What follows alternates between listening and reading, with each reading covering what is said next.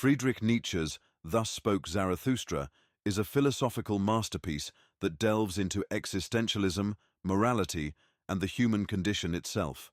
Written in a lyrical and prophetic style, the narrative follows Zarathustra, a fictional prophet. Zarathustra is inspired by Zoroaster, the ancient Persian prophet, who is believed to have lived sometime between 1500 and 1000 BCE. Nietzsche chose Zoroaster, or Zarathustra, as his central character because of Zoroaster's historical role in founding one of the earliest monotheistic religions, namely Zoroastrianism. Nietzsche admired Zoroaster's emphasis on the dichotomy of good and evil, and saw him as a fitting figure to challenge and reinterpret these concepts in his own philosophical narrative. This profound work challenges readers to rethink conventional values and pursue the ideal of the Übermensch, which is also called the Superman. This video contains the prologue and part 1. Why only these 2 parts? Simply so I can present it to you faster. Creating the entirety of Thus Spoke Zarathustra in modern English with approximately 4,000 images in total takes a staggering amount of time. I will publish part 3 and 4 as fast as possible. I hope you like it. If you do, please hit the like button and subscribe to the channel. And if you want to help me be able to invest much more time making videos here on YouTube, then please subscribe to my Ko-fi channel, where I will post lots of exclusive content, like the videos you see here, but without commentary, and book versions of my modern translations. You can find the link in the video description. The commentary section following each chapter is included to enhance understanding. Nietzsche's storytelling style can be difficult to navigate, and these commentaries aim to elucidate the meanings, symbolisms, and philosophical concepts presented in each chapter, making the text more accessible. The prologue sets the stage for Zarathustra's journey, introducing key themes such as the rejection of traditional morality and the pursuit of higher ideals. Part 1 expands on these themes through Zarathustra's teachings, exploring various facets of human existence and urging readers to embark on their own path of self-discovery and transformation. The commentary sections will guide you through the complexities of Nietzsche's philosophy, providing clarity and encouraging thoughtful engagement with this timeless work. And now, without further ado, here begins Friedrich Nietzsche's Thus Spoke Zarathustra in modern English, with commentary. Zarathustra's prologue, a journey of self-discovery, begins. When Zarathustra turned 30, he left his home by the lake and went to the mountains. There he enjoyed his solitude and spirit for 10 years. But one morning he felt a change in his heart and spoke to the rising sun. "Great star, what would bring you happiness if you didn't shine for anyone? You visited my cave for 10 years, and without me, my eagle and my serpent, you might have grown tired of your light and the journey. We awaited you each morning, receiving your excess light, and blessed you for it. Now I am tired of my wisdom, like a bee with too much honey. I want to share and give, until the wise find joy in their foolishness again, and the poor find happiness in their riches. So I must descend into the depths, as you do in the evening when you go behind the sea and light up the underworld. I'm going down to those I'll meet there. Bless me, tranquil eye, that can see great happiness without envy. Bless the overflowing cup, so its water may shine like gold and reflect your bliss everywhere. This cup is about to empty, and Zarathustra is becoming a man once more, and so Zarathustra began his descent." Commentary. Zarathustra's departure from the mountains symbolizes the transition from solitude and self-reflection to engagement with society. The rising sun represents enlightenment and the dissemination of knowledge.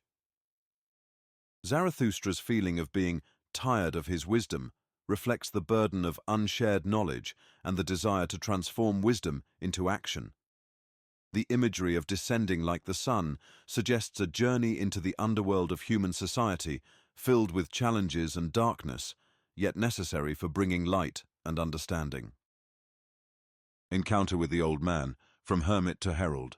Zarathustra went down the mountain alone, without meeting anyone. As he entered the forest, an old man who had left his holy home to gather roots suddenly appeared before him. The old man spoke to Zarathustra. "I'm not a stranger to this wanderer. He passed by many years ago. He used to be called Zarathustra, but he has changed.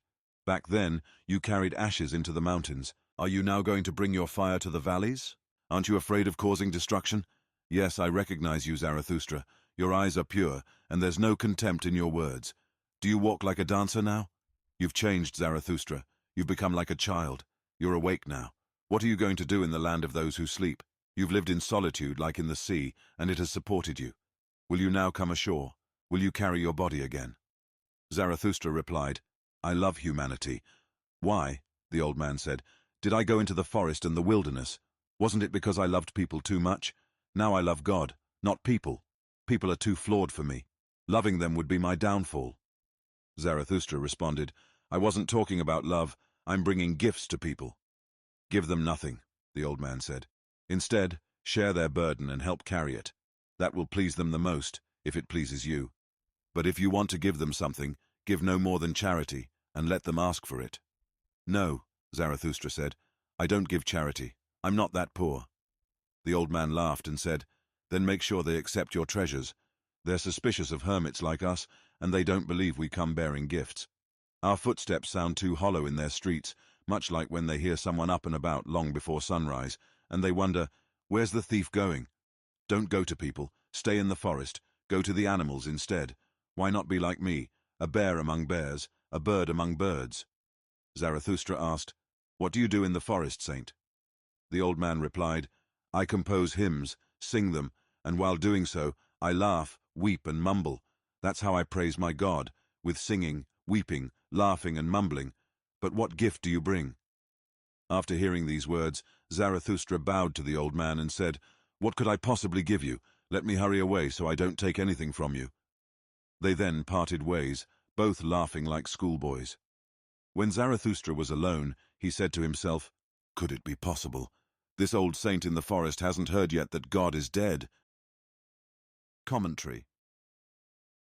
The old hermit represents the detachment and disillusionment that can come from excessive solitude. His view of humanity as burdensome contrasts with Zarathustra's intention to share his wisdom. The hermit's advice to give only charity and share burdens reflects a pragmatic, perhaps cynical view of human nature. Zarathustra's refusal to give mere charity indicates his belief in the transformative power of wisdom. The mention of God is dead signifies the end of traditional religious values and the need for new meaning. Zarathustra's message, the Superman and the Last Man. When Zarathustra arrived at the nearest town next to the forest, he found a crowd gathered in the marketplace. They were there to watch a tightrope walker perform. Zarathustra addressed the people. I'm here to teach you about the Superman. Man is something that should be surpassed. What have you done to go beyond man? All creatures before you have achieved something greater than themselves. Are you content to regress to a state worse than animals? What does man mean to the Superman? He's like a joke, something to be ashamed of. You've come a long way from being worms, but there's still much of that in you. Even the wisest among you is a mix of discordant elements, but I don't want you to become phantoms or plants. I'm here to teach you about the Superman. The Superman is the purpose of the earth. Let your will say, the Superman shall be the purpose of the earth. I urge you, my brothers, stay true to the earth, and don't believe those who promise you otherworldly hopes. They are poisoners, whether they realize it or not. They despise life and are themselves decaying and poisoned, which the earth is tired of, so cast them away. Once, blasphemy against God was the worst blasphemy, but God is dead, and so are those blasphemers. Now to blaspheme the earth is the most dreadful sin, to value the unknowable above the meaning of the earth. In the past, the soul looked down on the body with contempt, wishing it to be weak and starved, thinking it could escape from the body and the earth. But that soul was itself weak, starved, and cruel. What about you, my brothers? What does your body say about your soul? Isn't your soul filled with poverty, pollution, and self-satisfaction? Man is like a polluted stream. One must be a sea to receive it without becoming impure. The Superman is that sea. In him, your great contempt can be submerged. What is the greatest experience you can have? It's the moment of great contempt when even your happiness, reason, and virtue become repulsive to you. It's the time when you say, what good is my happiness? It's nothing but poverty and self-satisfaction, but it should justify existence itself. It's when you say, what good is my reason? Does it thirst for knowledge like a lion for food? It's nothing but poverty and self-satisfaction. It's when you say, what good is my virtue? It hasn't made me passionate yet. I'm tired of my good and bad. It's all poverty and self-satisfaction. It's when you say, "What good is my justice? I don't see that I'm fervor and fuel. The just, however, are fervor and fuel." It's when you say, "What good is my pity? Is pity not the cross on which he who loves man is crucified? But my pity isn't a crucifixion."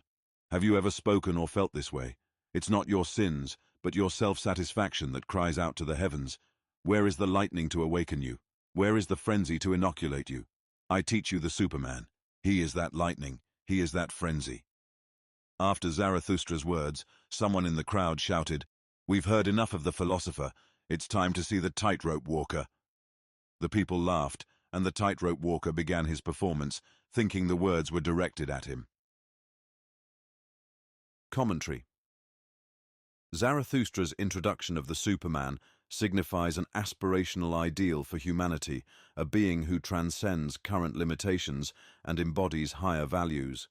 The last man, in contrast, represents the epitome of mediocrity and contentment with the status quo. Zarathustra's critique of the last man highlights the dangers of complacency and the loss of ambition. The crowd's laughter underscores their inability to grasp the profound nature of Zarathustra's message, emphasizing the gap between visionary ideals and everyday understanding. Tightrope walker's tragedy, the unexpected turn of events. Zarathustra, however, looked at the people and wondered. Then he spoke. Man is a rope, stretched between the animal and the Superman, a rope over an abyss. A dangerous crossing, a dangerous wayfaring, a dangerous looking back, a dangerous trembling and halting. Man is great because he is a bridge rather than a goal. He is lovable because he is both an overgoing and a downgoing. I love those that know not how to live except as downgoers, for they are the overgoers. I love the great despisers because they are the great adorers and arrows of longing for the other shore. I love those who do not first seek a reason beyond the stars for going down and being sacrifices, but sacrifice themselves to the earth, that the earth of the Superman may hereafter arrive. I adore the man who lives to learn and who pursues knowledge to enable Superman to live again. Thus, he seeks his own downgoing. I love him who works and invents, that he may build the house for the Superman and prepare for him earth, animal and plant, because he seeks his downfall in this way. I adore someone who values virtue, because virtue is an arrow of longing and the will to humble oneself. I love him who shares his spirit, but want to be wholly the spirit of his virtue. Thus, he walks as spirit over the bridge.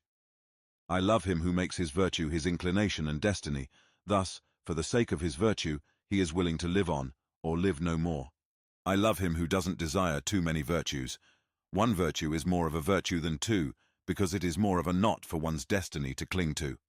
I love him whose soul is lavish, who wants no thanks and does not give back, for he always bestows and does not keep desires for himself.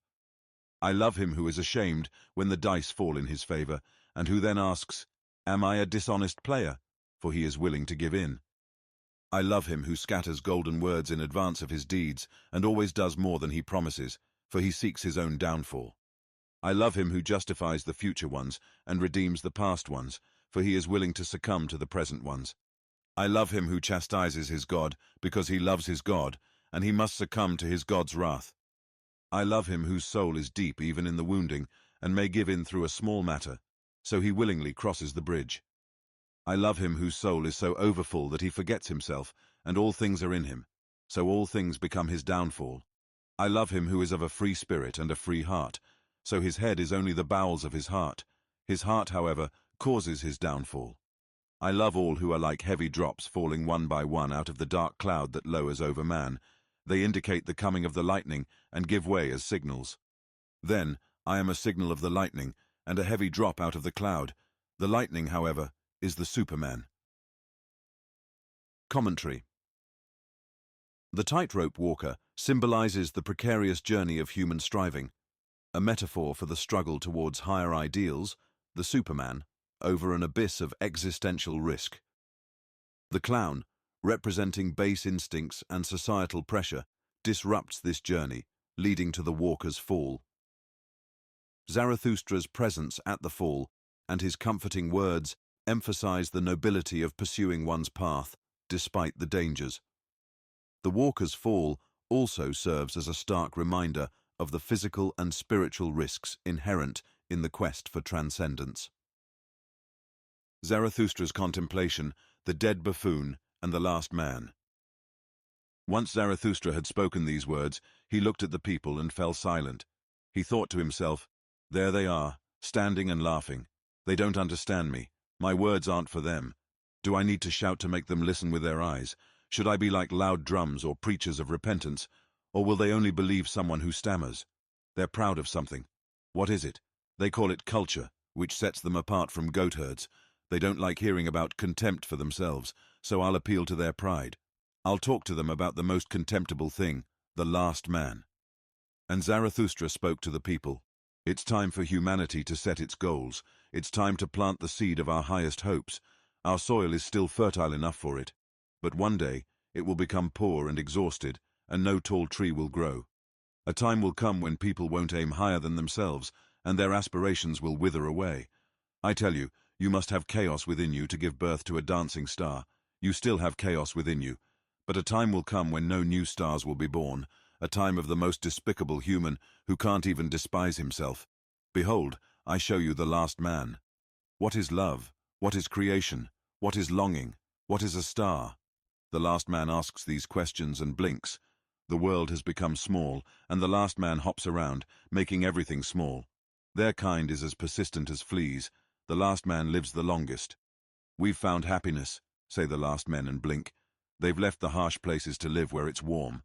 They still love their neighbors and seek warmth. They consider getting sick and being suspicious as sinful. They walk cautiously. It's foolish to stumble over stones or people. A bit of poison now and then brings pleasant dreams, and much poison in the end for a pleasant death. They still work, but work is just a pastime. They're careful not to let it harm them. They don't aim to become rich or poor. Both are too burdensome. Who wants to rule? Who wants to obey? Both are too burdensome. No leaders, just one group. Everyone wants the same. Everyone is equal. Those who have different ideas willingly go to the madhouse.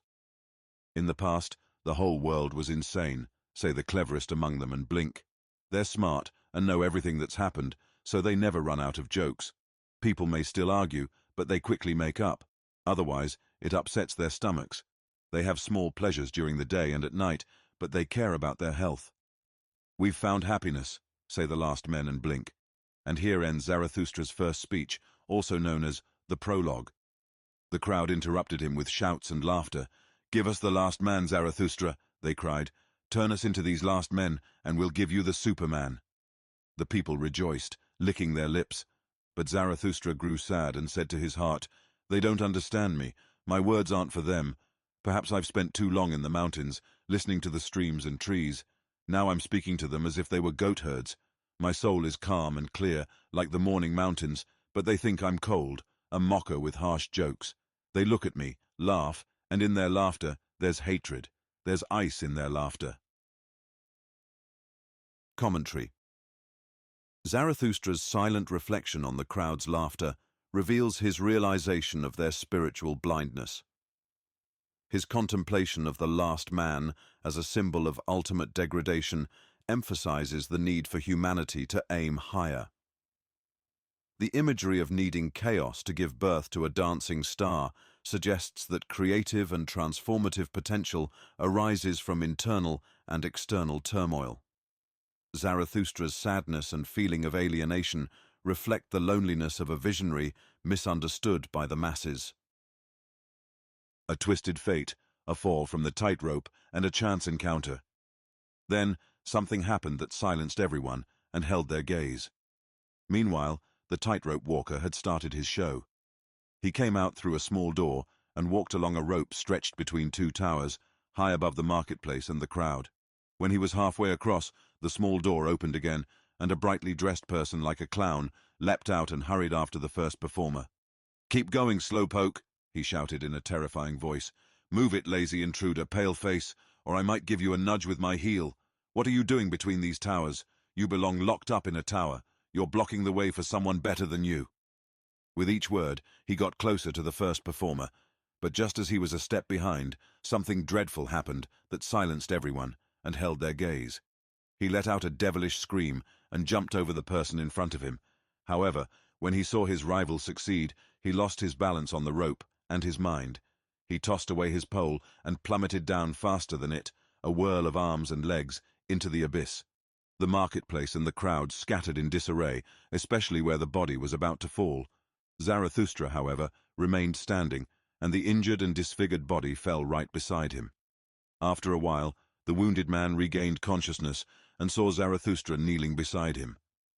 "What are you doing here?" he finally asked. "I knew for a long time that the devil would trip me up. Now he's taking me to hell. Will you stop him?" "On my word, my friend," Zarathustra replied, "none of what you're saying is true.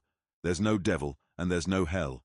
Your soul will pass away before your body does, so don't fear anything anymore." The man looked at Zarathustra with doubt. "If you're telling the truth," he said, "I lose nothing by losing my life. I'm not much more than an animal that's been taught to dance through beatings and meager food." "Not at all," Zarathustra said. "You've made danger your profession, and there's nothing contemptible about that. Now you're perishing in pursuit of your calling. Therefore, I'll bury you with my own hands." After Zarathustra said this, the dying man didn't respond further, but he moved his hand as if seeking Zarathustra's hand in gratitude. Commentary. The tightrope walker's fall and subsequent interaction with Zarathustra symbolize the intersection of fate and individual striving. The walker's acceptance of his death and Zarathustra's philosophical comfort illustrate a stoic approach to mortality, emphasizing dignity in facing one's end. This encounter also reflects the tragic reality that not all who strive will succeed, but their efforts are nonetheless valuable and noble. Zarathustra's solitary journey, reflections in the dark. As evening fell, darkness covered the marketplace, and people left, tired of curiosity and fear. Zarathustra stayed by the dead man, lost in thought and lost track of time. When night arrived and a chilly wind blew, he finally stood up and said to himself, "Today, Zarathustra didn't catch a man but a corpse, quite a catch of fish indeed. Human life is gloomy and seems meaningless. Even a jester can hold significance in it. I aim to teach people the purpose of their existence, which is the Superman, a brilliant idea in the midst of darkness. Yet I'm distant from them. They see me as something between a fool and a corpse. The night is dark, and Zarathustra's path is bleak. Come, my cold and lifeless companion. I will take you to where I'll bury you myself." Commentary. The darkness of the marketplace and Zarathustra's isolation reflect the existential void and the loneliness of his mission.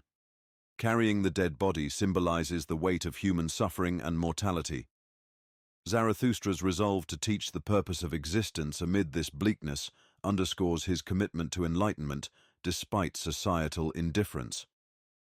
The journey through the night represents the transition from ignorance to understanding, with Zarathustra as the guiding light. Zarathustra's encounter with the buffoon, a dire warning. When Zarathustra thought about this, he put the dead body on his shoulders and started walking. But after taking just a few steps, a man approached him and whispered in his ear. It turned out to be the buffoon from the tower. "Leave this town, Zarathustra," he said. "There are too many people here who hate you. Good and just people hate you and see you as their enemy. Those who believe in the traditional beliefs also hate you, thinking you're a threat. You were lucky to be laughed at, and you spoke like a buffoon. Associating with a dead dog saved your life today. Leave this town or tomorrow, I'll jump over you, a living man over a dead one." After saying this, the buffoon disappeared, and Zarathustra continued through the dark streets. At the town gate, he met the gravediggers, who recognized him and mocked him. "Zarathustra is carrying away the dead dog," they taunted. "What a fine turn of events. Zarathustra has become a gravedigger. Our hands are too clean for that. Will Zarathustra steal the devil's meal? Well, good luck with the feast. Just hope the devil isn't a better thief than Zarathustra. He'll steal them both and eat them." They laughed and spoke amongst themselves, and Zarathustra didn't respond. He kept walking. After 2 hours through forests and swamps, he heard the hungry howling of wolves, and he himself grew hungry. He came upon a lonely house with a light. "Hunger has attacked me like a robber," said Zarathustra. "It strikes me in the forests and swamps, even late at night." He knocked on the door, and an old man with a light appeared, asking who was disturbing his sleep. Zarathustra replied, "A living man and a dead one. Give me something to eat and drink. I forgot to eat during the day. Feeding the hungry refreshes one's own soul, as wisdom says. The old man went inside and returned with bread and wine. This is a bad place for the hungry, he said. That's why I live here. Animals and people come to me, the hermit. But tell your companion to eat and drink too. He seems more tired than you. Zarathustra replied, My companion is dead, and I doubt I can convince him to eat. That's not my concern, said the old man gruffly.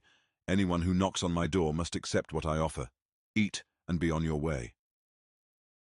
After that, Zarathustra continued his journey for another 2 hours, relying on the stars' light to guide him. He was an experienced night traveler who enjoyed looking at the sleeping world. When morning came, he found himself in a dense forest with no visible path. He placed the dead man in a hollow tree to protect him from wolves and lay down on the ground and moss to rest. Soon, he fell asleep, tired, but with a peaceful soul. Commentary. The buffoon's warning highlights the hostility Zarathustra faces from conventional and moralistic elements of society. This interaction symbolizes the broader societal resistance to new ideas and the potential danger to those who challenge the status quo. The buffoon's reference to being seen as a buffoon or a threat underscores the dichotomy of being perceived as either a harmless eccentric or a dangerous revolutionary. Zarathustra's transformation, seeking companions for his vision. Zarathustra slept for a long time. He woke up and looked around, feeling amazed by the forest and the silence.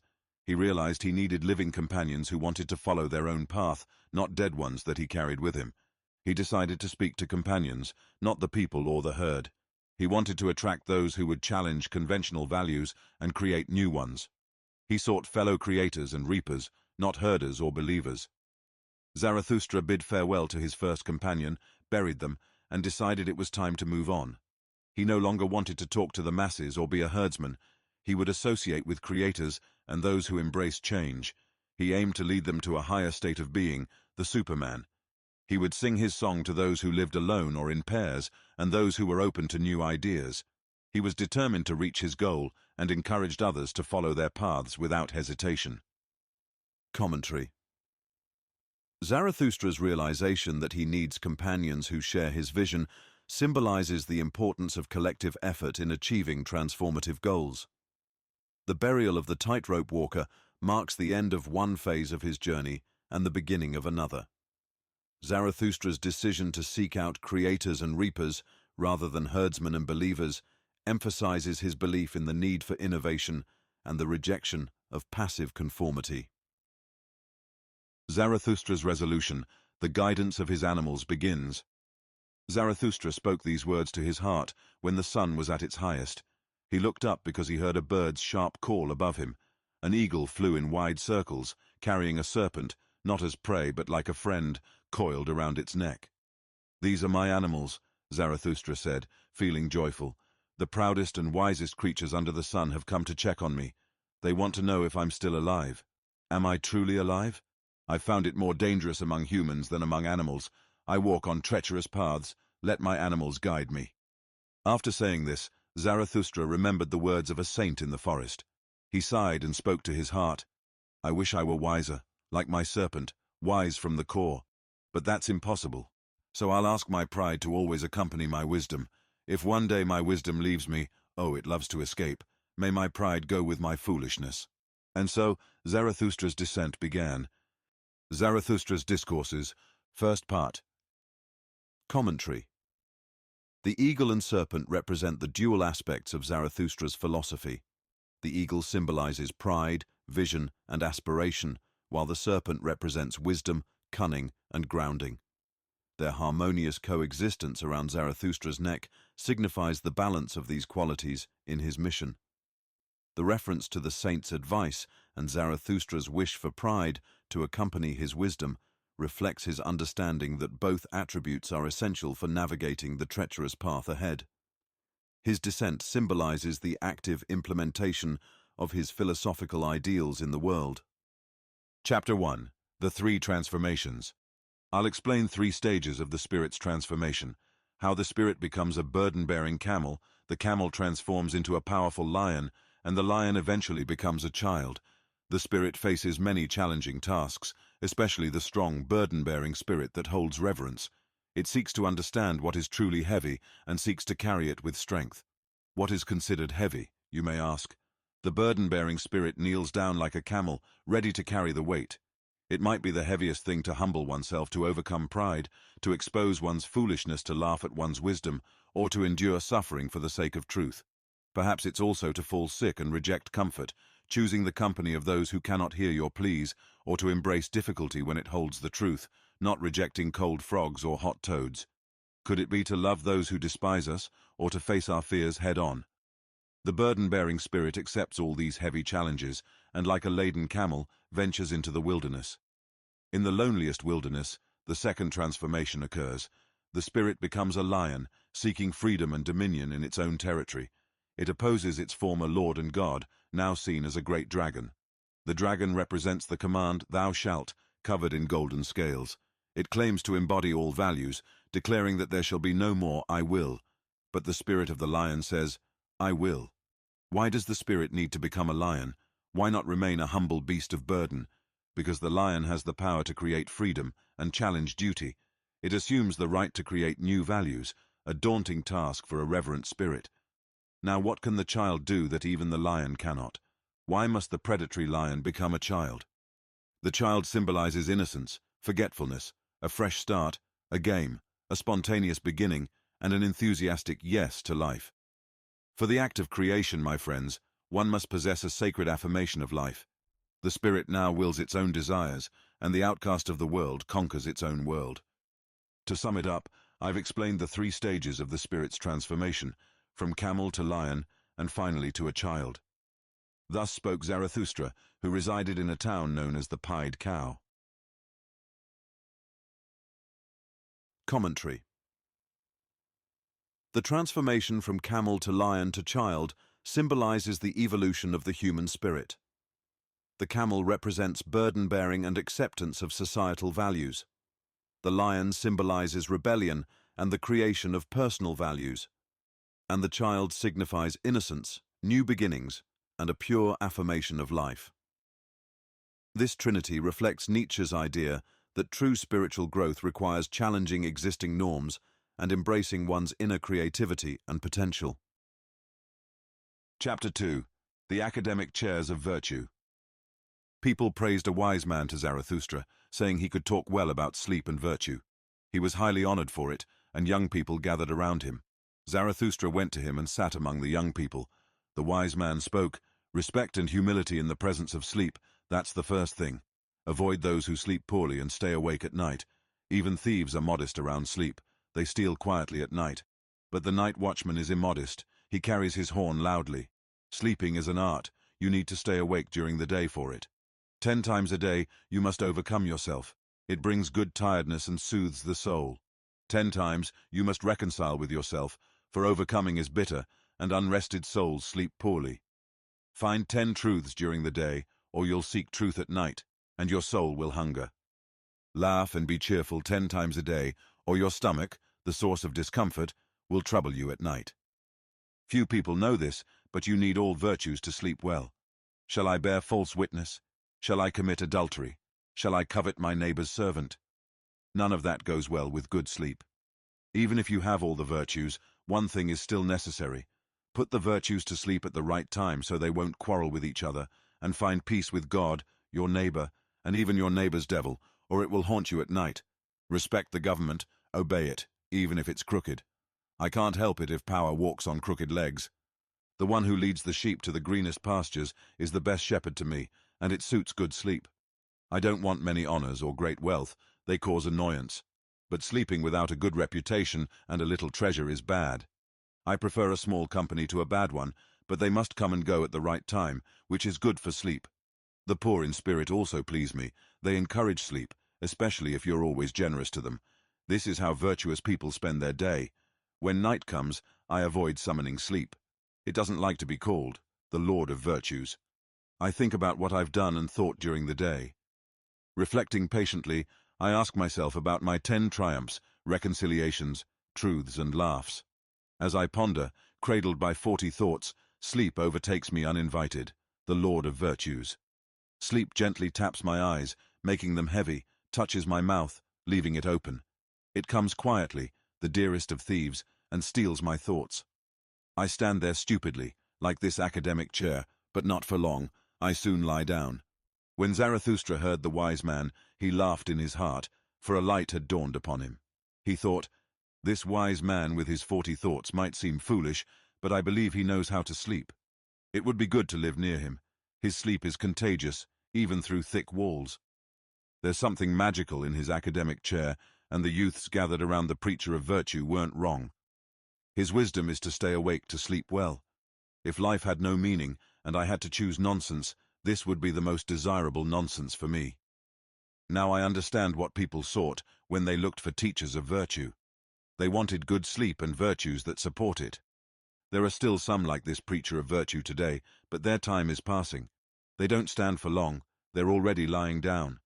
Blessed are the drowsy ones, they will soon nod off. Thus spoke Zarathustra. Commentary.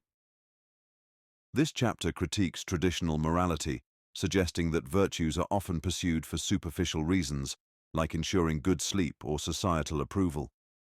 The academic preacher of virtue represents conventional wisdom that seeks comfort and avoids deeper existential challenges.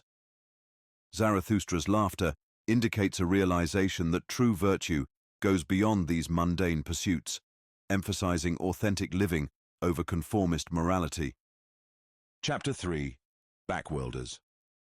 Once upon a time, Zarathustra also let his thoughts go beyond humanity, like all those who think about other worlds.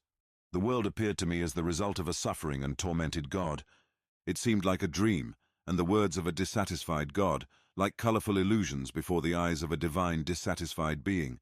Good and evil, joy and sorrow, and me and you all looked like colorful illusions before a creative mind. The Creator wanted to look away from himself, so he created the world. For the sufferer, it's an intoxicating joy to divert attention from their suffering and forget about themselves. That's how the world appeared to me, full of intoxicating joy and self-forgetting. This world, eternally imperfect, an eternal image of contradiction and imperfection, brought intoxicating joy to its imperfect creator. That's how the world seemed to me back then. I, too, once thought beyond humanity, like all those who think about other worlds. But beyond humanity? Ah, my friends, the God I created was a product of human work and human madness, just like all the gods. He was a man, only a small part of a man and his ego. It came to me from my own experiences, not from some otherworldly source. What happened, my friends? I overcame my suffering and carried my own burdens to the mountain, creating a brighter flame for myself. And then, the illusion withdrew from me. Now, it would be suffering and torment for me to believe in such illusions, as I've recovered. It would be humiliating. That's what I tell the people who think about other worlds. Suffering and powerlessness created all these ideas about other worlds. The short-lived happiness, which only the greatest sufferers experience, created them. It's weariness that seeks the ultimate goal in one leap, a death leap. It's a kind of ignorant weariness that doesn't even want to will anymore. That's what created all gods and ideas about other worlds. Believe me, my friends, it was the body's despair that led to these ideas. The body was searching for something beyond itself, listening to the essence of existence. And then it tried to break through the ultimate barriers with its mind, not just the mind, but the other world too. But that other world is hidden from humanity, it's not accessible, and the essence of existence only speaks to us as humans. It's really hard to prove the existence of everything, but it's especially challenging to prove the existence of the strangest things. Yes, this ego, with all its contradictions and perplexities, speaks honestly about its existence. It evaluates, desires and creates, and it's the measure of all things. This ego, the most honest existence, speaks about the body, even when it's lost in thought, raving, or struggling. It learns to speak more honestly as it grows, finding value and honor in the body and the earth. I've learned a new kind of pride, and I teach it to people. We shouldn't bury our heads in heavenly matters, but carry them high, being fully terrestrial beings, giving meaning to the earth. I teach people to choose the path humanity has blindly followed, and to embrace it, not to shy away from it like the sick and dying. The sick and dying, they despised the body and the earth, and they invented the idea of a heavenly world and redemptive blood. But even those sweet and sad delusions were born from the body and the earth. They sought to escape their misery, but the stars were too distant. So they sighed and wished for heavenly paths to another existence and happiness. They created their own shortcuts and drank their own bloody concoctions.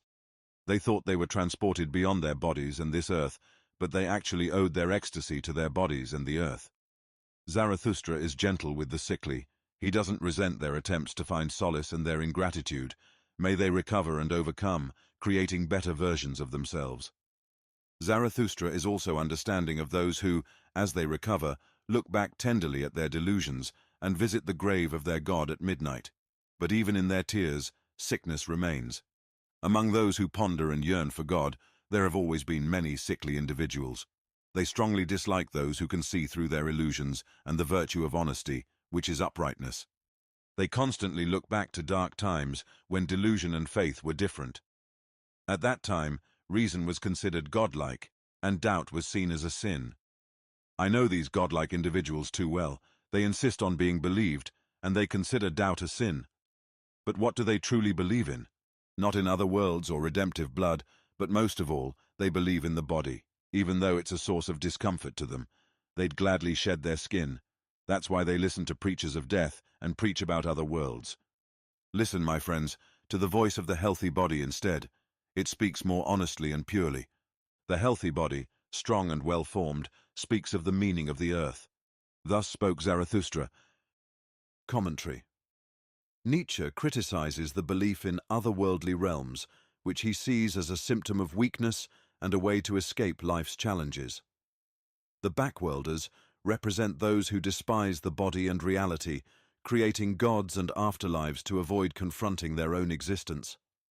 Zarathustra advocates for embracing life and the earth, finding meaning in the here and now rather than in imagined realms. Chapter 4. Those who disdain the body. I want to talk to those who despise the body. I don't want to teach them anything new or different. I just want them to say goodbye to their own bodies and be silent. Some say, "I have a body and a soul," says the child, and why shouldn't we speak like children? But the awakened and knowledgeable person says, "I am just a body, nothing more. The soul is just a name for something within the body." The body is smart. It has many senses, can be both peaceful and in conflict, and acts as both a group and a leader. Your little wisdom, which you call spirit, is just a small tool of your big wisdom.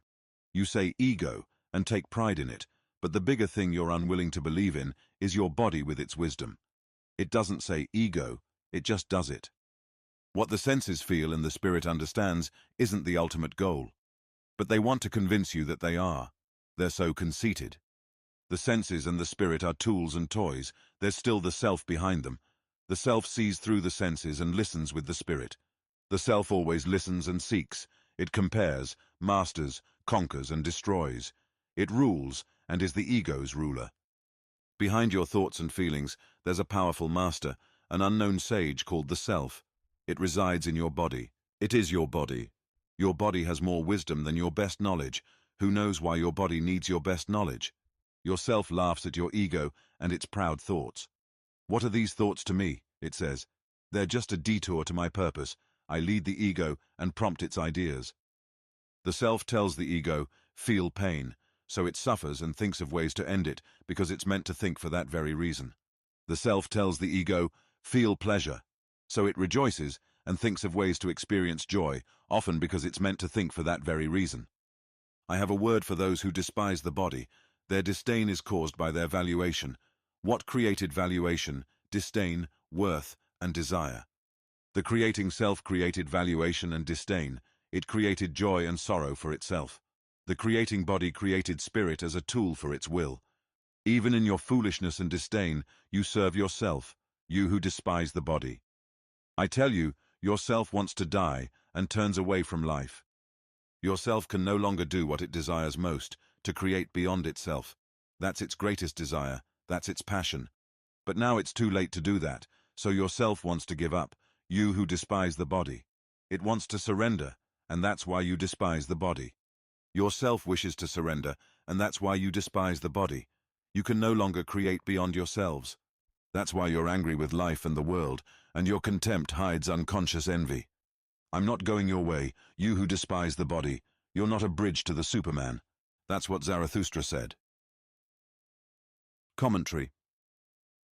This discourse targets those who devalue the physical body, seeing it as an obstacle to spiritual purity. Zarathustra argues that the body is integral to one's identity and wisdom, and that despising it is a form of self-rejection. The true self is a unity of body and spirit, and the path to greatness involves accepting and transcending physical existence, not denying it. Chapter 5. Joys and Passions. My brother, when you possess a virtue that's truly your own, it's not shared with anyone else. You might want to name it and take pride in it, even show it off. But when you name it, you make it common, like everyone else's. You become one with the crowd, blending in with your virtue. It's better to say, it's ineffable and nameless, the thing that brings both pain and sweetness to my soul and satisfies my deepest desires. Let your virtue be beyond mere names. If you must talk about it, don't be ashamed to struggle with words. Say, this is my good, this is what I love, what pleases me, and what I desire. Don't desire it as if it were a law from a god or a human rule. Don't use it as a guide to otherworldly places or paradises. Love an earthly virtue, one with little practical wisdom. If it's like a bird that built its nest next to you, then love and cherish it, for it now sits beside you on its golden eggs. Once you had passions and considered them evil, but now you only have your virtues, born from those very passions. You planted your highest goals within those passions, and they became your joys and virtues. Whether you were once hot-tempered, pleasure-seeking, fanatical or vengeful, all your passions have transformed into virtues, and all your demons have become angels. You once had wild dogs in your cellar, but they've turned into birds and beautiful singers. You brewed balsam from your poisons and milked sweet milk from the cow of affliction. Now nothing evil remains in you, except the conflicts among your virtues. My brother, if you're fortunate, you'll have just one virtue, making it easier to cross the bridge. Having many virtues is admirable but challenging. Many have gone into the wilderness and perished because they grew weary of the constant struggle between their virtues. My brother, are war and conflict evil? They're necessary, but they bring envy, distrust, and backbiting among your virtues. Each virtue craves the highest position, wanting your entire spirit as its messenger, your full power in anger, hatred, and love. Every virtue is jealous of the others, and jealousy is a terrible thing.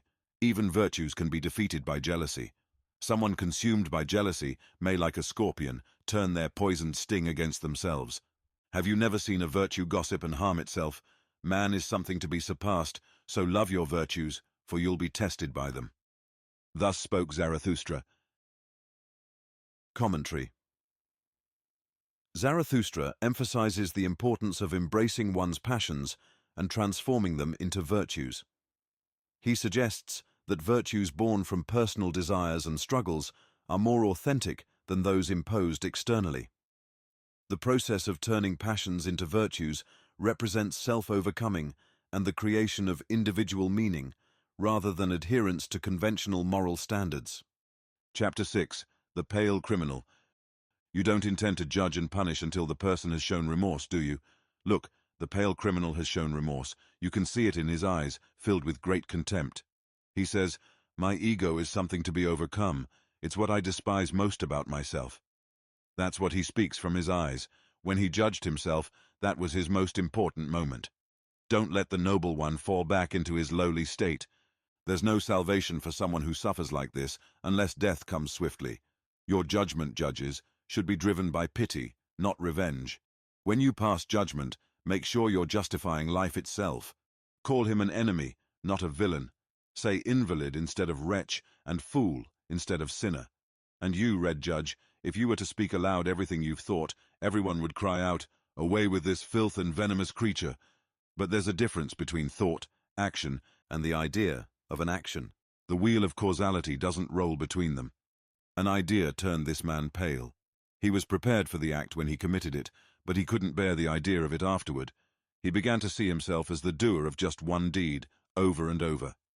I call this madness. The exception became the rule for him. Just as a streak of chalk bewitches a hen, the blow he struck bewitched his feeble reason. I call this madness that comes after the deed. Listen, judges, there's another madness that comes before the deed, and you haven't delved deep enough into this soul. The Red Judge says, "Why did this criminal commit murder? He wanted to rob." But I tell you, his soul thirsted for blood, not loot. He craved the satisfaction of the knife. But his feeble reason couldn't understand this madness, so it persuaded him. "What's the harm in some bloodshed?" it said. "Don't you want to gain something from it, or take revenge?" He listened to his feeble reason, and its words weighed on him like lead. So, he robbed when he murdered, and didn't feel ashamed of his madness. Now, the weight of his guilt lies on him once more, and his feeble reason is numbed and paralyzed. If only he could shake his head to rid himself of this burden, but who can shake that head? What is this man? He's a mass of illnesses that reach out into the world through his spirit, seeking their prey. What is this man? A tangle of wild serpents that are rarely at peace among themselves. They slither out separately to seek their prey in the world. Look at that frail body. It interpreted its suffering and desires as murderous cravings and a longing for the knife's pleasure. When someone now becomes ill, evil overtakes them, and the evil they seek to inflict on others is the same evil they endure. But there have been other ages, with different notions of good and evil. In the past, doubt was considered evil, as was the desire for self. The sick person became a heretic or a sorcerer and sought to cause suffering. But you won't accept this. It offends your virtuous hearts. But what do I care about your virtuous hearts? Many things about your virtuous people disgust me, not their evil. I wish they had a madness like this pale criminal's. I wish their madness were called truth, or loyalty, or justice. Instead, they have their virtue to prolong their lives, and they bask in self-satisfaction. I am a railing beside the torrent. Anyone who can grasp me may do so, but I am not your crutch. Thus spoke Zarathustra. Commentary. This chapter explores the psychology of guilt and crime, arguing that traditional judgments of criminals are superficial. The pale criminal's remorse and self-contempt reveal a deeper conflict within the soul. Zarathustra advocates for understanding the underlying psychological forces driving criminal behavior, suggesting a more compassionate and insightful approach to justice. Chapter 7. Reading and Writing. I love only what someone wrote with their blood. Write with blood, and you'll find that blood is spirit. Understanding unfamiliar blood isn't easy.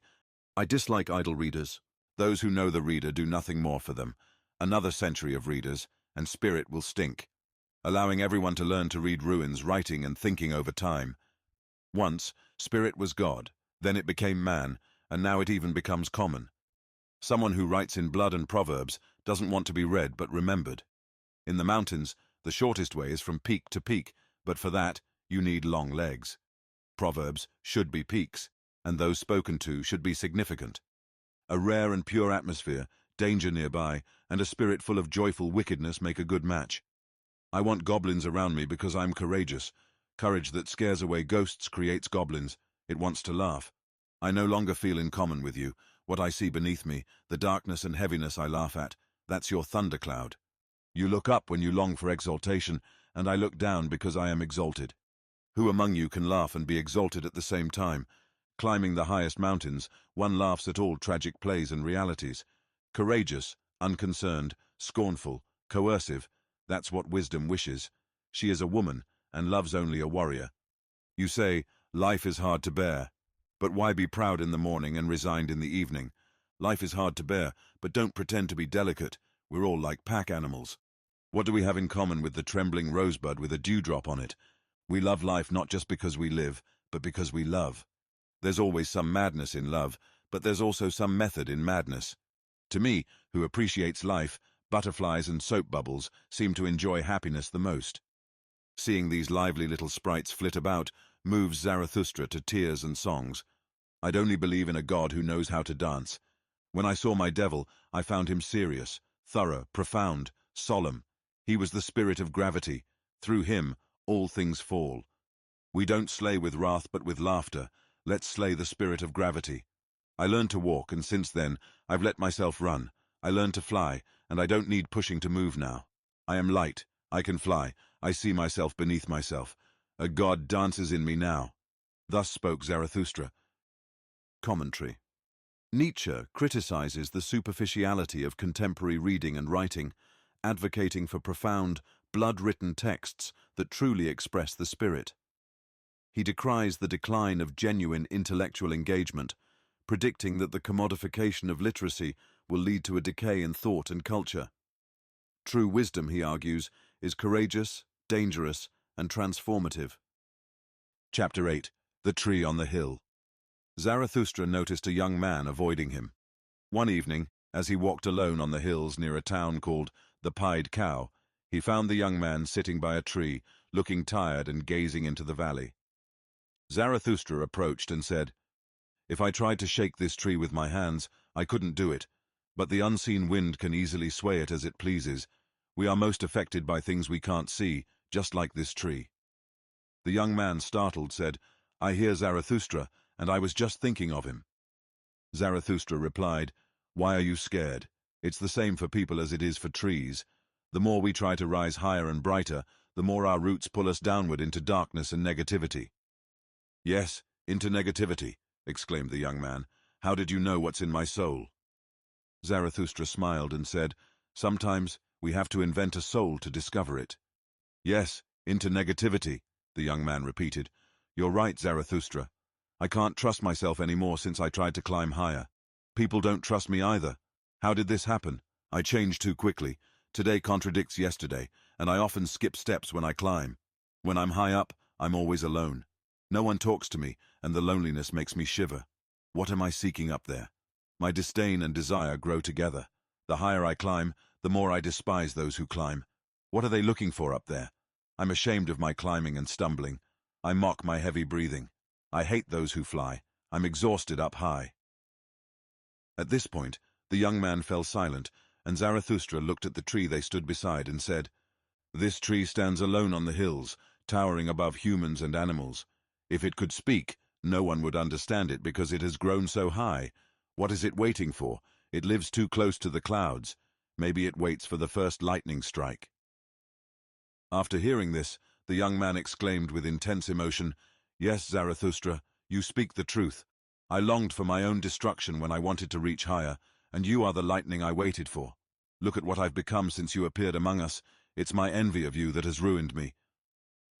Zarathustra put his arm around the young man and led him away. After walking for a while, Zarathustra began to speak. "My heart is torn. Your eyes reveal more than your words. You are not yet free. You're still searching for freedom. Your constant seeking has made you sleep-deprived and vigilant.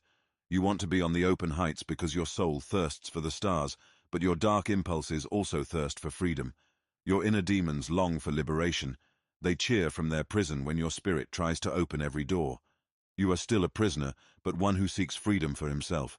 Such prisoners develop sharp, but also deceitful and wicked souls.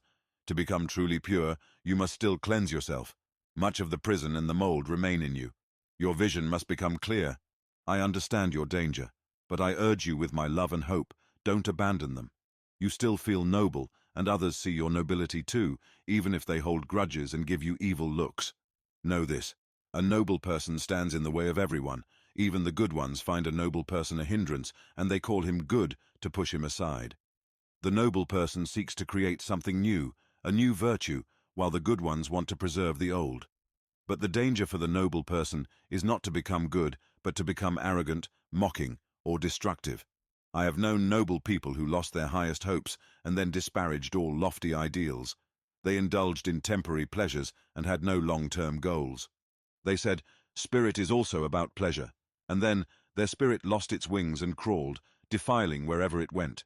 They once aspired to be heroes, but now they are sensualists, and heroes are a source of trouble and fear to them. But I implore you with my love and hope, don't discard the hero within you. Preserve your highest hopes and keep them sacred.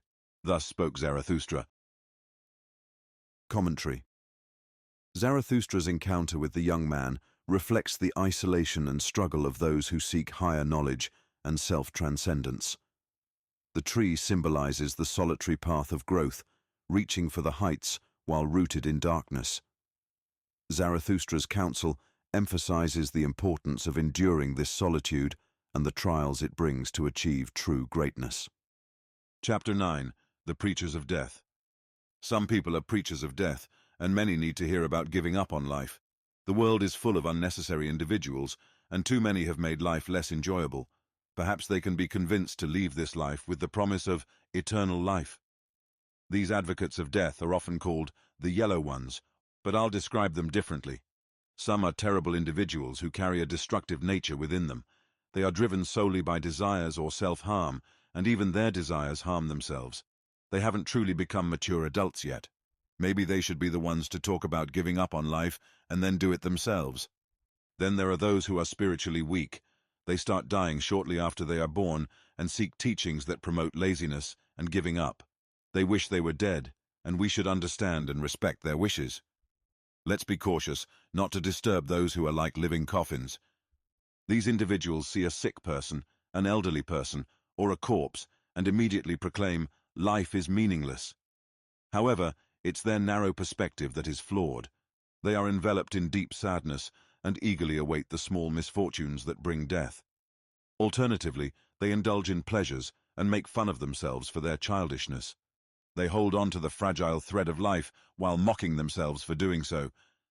Their philosophy is simple. A fool is the one who remains alive, but we are the biggest fools, and that's the most foolish thing in life. Others claim life is only suffering, and they are not lying. So let's ensure they stop suffering by ending their lives. This should be the essence of your moral code. You should end your own life. You should distance yourself from yourself. Some who advocate for death argue, desire is sinful, let's live separately and not have children. Others say, giving birth is troublesome, why bother bringing more unfortunate beings into the world? They are also advocates for death. A third group argues, compassion is necessary, take what I have, take who I am. This way, life won't bind me as much. If they were consistently compassionate, they would make others detest life. Being wicked would be their true kindness. However, their ultimate goal is to escape life, and they don't care if they further bind others with their chains and gifts. To those of you for whom life is a struggle and filled with turmoil, aren't you tired of it? Aren't you ready to hear about giving up on life? Those of you who love hard work and the fast-paced, new and unusual aspects of life, you don't tolerate yourselves well. Your diligence is like running away, and you want to forget about yourselves. If you believed more in life, you would focus less on fleeting moments, but you don't have the patience for waiting, or even for idleness. Everywhere, there are voices advocating for death, and many people need to hear about it. Whether it's eternal life or just death, it doesn't matter to me, as long as they depart quickly. Thus spoke Zarathustra. Commentary. This chapter critiques those who preach renunciation of life, whether through religious asceticism or nihilistic despair. Zarathustra condemns their rejection of earthly existence, advocating instead for a life-affirming philosophy. He sees these preachers as advocating for a kind of spiritual suicide, encouraging people to abandon the vitality and potential of life for illusory promises of peace or redemption. Chapter 10. War and Warriors. We don't want to be spared by our strongest enemies or even by those we deeply care for. Let me speak honestly. My fellow warriors, I genuinely love you. I've always been your counterpart, and I'm also your fiercest adversary. So let me share the truth. I understand the hatred and envy within your hearts. You're not too noble to feel these emotions, so don't be ashamed of them. If you can't be saints of knowledge, at least be its champions. They pave the way for such saintly wisdom. I see many soldiers, but I wish to see many true warriors. People call what they wear a uniform, but let's hope it doesn't hide their uniqueness. You should be those who constantly seek an adversary, your own enemy. Some of you feel hostility upon first sight. Seek your enemy, wage your battle, all in the name of your ideas. Even if your thoughts falter, let your integrity proclaim victory. Embrace peace as a way to prepare for new conflicts, and value short-lived peace over long-lasting tranquility. I don't advise you to merely work, but to fight. I don't suggest peace, but victory. Let your work be a battle, and your peace a triumph. One can only be silent and serene when they have a bow and arrow, otherwise they talk and argue. Let your serenity be triumphant. You may say that it's a righteous cause that sanctifies war, but I tell you, it's the noble war that sanctifies every cause. War and courage have achieved more than charity. It's not your sympathy, but your bravery that has saved the helpless. What is good, you ask? Being courageous is good. Let the innocent say, being good is what's lovely and touching. They may call you heartless, but your hearts are true, and I admire the sincerity of your good intentions. You're ashamed of your emotions, while others are ashamed of their indifference. Are you considered ugly? Then, my comrades, clothe yourselves in the majesty of the unattractive. When your soul becomes great, it also becomes proud, and within your greatness lies wickedness. I understand you. In wickedness, the proud and the weak meet, but they misunderstand each other. I know you. You should have enemies to hate, not enemies to despise. Be proud of your adversaries. Their successes should be yours too. Resistance is the trait of a slave. Let your distinction be obedience. Let your command be an act of obedience itself. For a good warrior, thou shalt sounds better than I will. Everything you hold dear should first be commanded to you. Love life as an expression of your highest hope, and let your highest hope be the loftiest idea of life. Your most profound thought, however, I shall command to you, and it is this: humanity is something to be surpassed. So, live a life of obedience and war. Longevity doesn't matter. What warrior wishes to be spared? I won't spare you. I love you deeply, my fellow warriors. Thus spoke Zarathustra. Commentary. Zarathustra celebrates the warrior spirit, valuing struggle, courage, and self-overcoming. He contrasts true warriors, who fight for their own values, with mere soldiers who follow orders. The warrior's path is one of continuous self-challenge and creation, embracing conflict not for its own sake, but as a means to higher development. This reflects Nietzsche's ideal of the Superman, who creates new values through personal strength and vision. Chapter 11. The New Idol. In a different place there are still tribes and groups, but not among us, my friends. Here we have nations. A nation? What's that, you ask? Well, listen closely, for I will now explain to you my thoughts about the downfall of tribes. A nation is like the coldest and most heartless creature. It lies coldly, and from its mouth comes this lie: I, the nation, am the people. It's a lie. It was the creators who made the people and instilled faith and love in them. They served life in this way, but destroyers are those who trap many and call it a nation. They hang a sword and countless desires over them. Where there is still a true people, they don't understand the concept of the nation. Instead, they hate it like an evil force, a violation of their traditions and customs. Here's my sign for you. Every people has its own language of good and evil, which its neighbors don't understand. They've created their own rules and customs, but the nation speaks in all languages of good and evil, and everything it says is a lie. Everything it has stolen. Deception is its nature. It bites with stolen teeth. Even its insides are false. A mix of good and evil languages. That's the mark of a nation. Truly, it signifies a will for destruction, beckoning to the preachers of death. Too many have been born. The nation was invented for the surplus. See how it lures them in, these many. It swallows them up, chews them, and regurgitates them. On earth, nothing is greater than I am. I am the finger of God that regulates everything, roars the monster. And even the short-sighted fall to their knees. Oh, even in your ears, great souls, it whispers its dark lies. It finds those with rich hearts who willingly offer themselves. Yes, it even finds you, the conquerors of the old God. You grew weary of the struggle, and now your weariness serves the new idol. Heroes and honorable ones, it wants to gather around itself, the new idol. It revels in the glow of righteous consciences, the cold monster. It will give you everything if you worship it, the new idol. It buys the shine of your virtue and the pride in your eyes. It seeks to entice the many, too many, through you.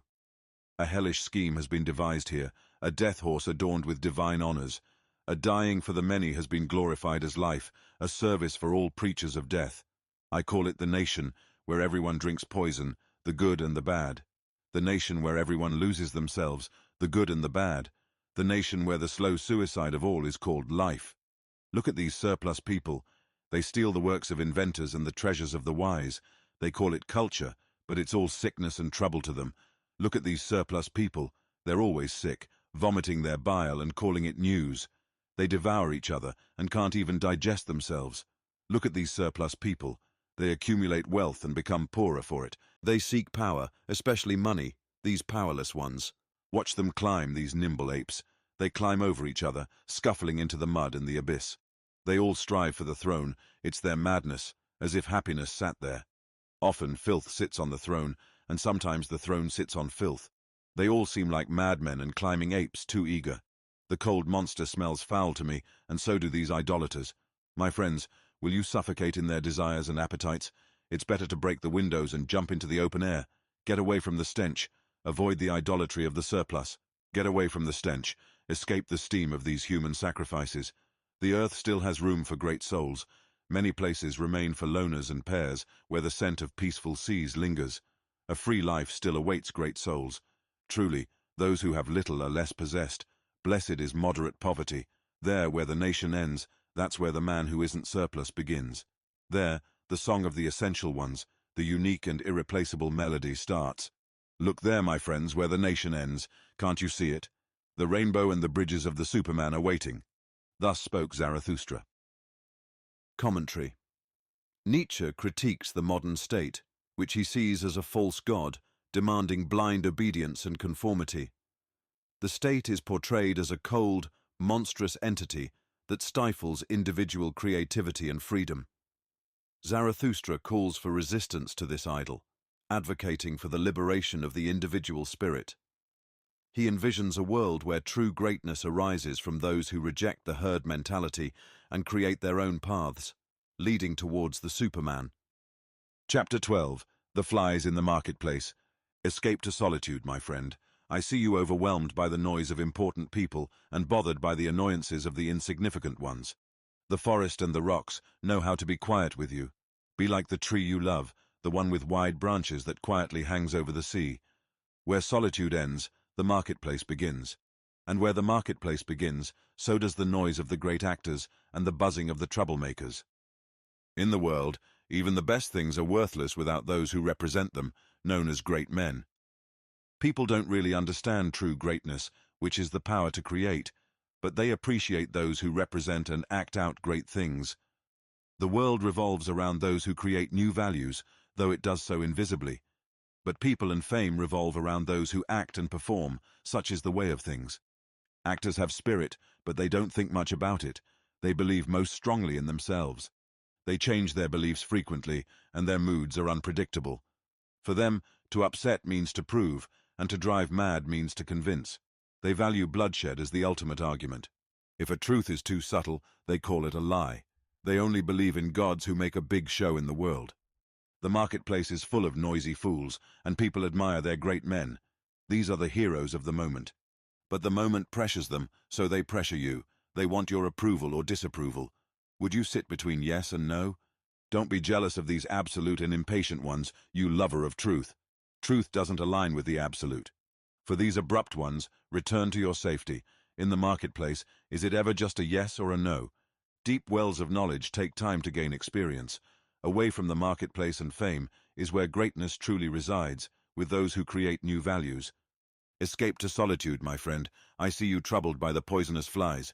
Go where the strong, refreshing breeze blows. Flee to your solitude. You've been too close to the small and pitiful. They harbor invisible grudges against you, nothing but vengeance in their hearts. Don't raise your arm against them. They are countless, and you're not here to be a fly-swatter. There are countless small and pitiful ones, and many a proud structure has fallen to raindrops and weeds. You are not made of stone, but the countless drops have already made you hollow. You'll break from the many drops. I see you exhausted, stung by poisonous flies, bleeding from 100 spots, and your pride doesn't even protest. They want your blood, innocently. Their bloodless souls crave it, and they sting you, all innocence. But you, the profound one, suffer too deeply from even small wounds. Before you could recover, the same poison worm crawled over your hand. You're too proud to kill these sweet-toothed pests, but beware of suffering their poisonous injustice. They surround you with praise, but it's intrusive praise. They want to be close to your skin and your blood. They flatter you as if you were a god or a devil, whimpering like children. What does it all mean? They're just flatterers and whiners, nothing more. Sometimes they pretend to be amiable, but it's just cowardice. Yes, cowards are cunning. They think a lot about you with their narrow minds, always suspicious of you. Whatever is thought about too much becomes suspect. They punish you for your virtues, but forgive your errors secretly in their hearts. You say they're blameless for their small existence because you're gentle and honest, but their narrow minds think all great existence is blameworthy. Even when you're kind to them, they feel you look down on them. They repay your kindness with hidden malice. Your silent pride goes against their liking. They rejoice when you're humble enough to be trivial. What we see in a person, we provoke in them. So, be cautious with the small ones. In your presence, they feel small, and their baseness shines with invisible vengeance against you. Have you noticed how they often become silent when you approach them? Their energy fades like a dying fire.